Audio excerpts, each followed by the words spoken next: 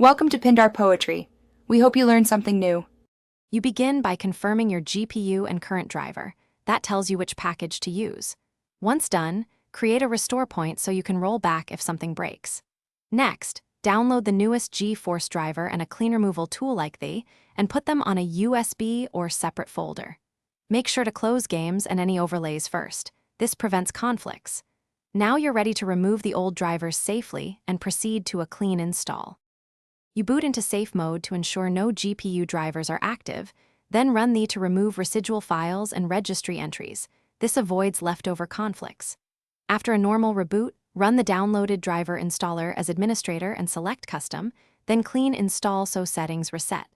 Install only the components you need, FiS X and HD audio if required, Geforce experience optional, because fewer extras reduce risk. You should immediately test with the game or benchmark that triggered the error, watching temps and noting any error codes. Those codes guide the next step. If problems persist, roll back to a known stable driver version from NVIDIA's archives, because newest releases can introduce regressions.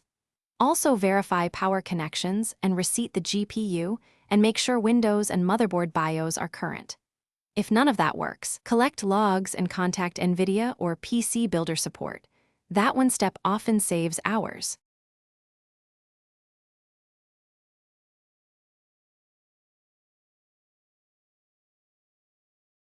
Thanks for watching. Consider subscribing if we helped you.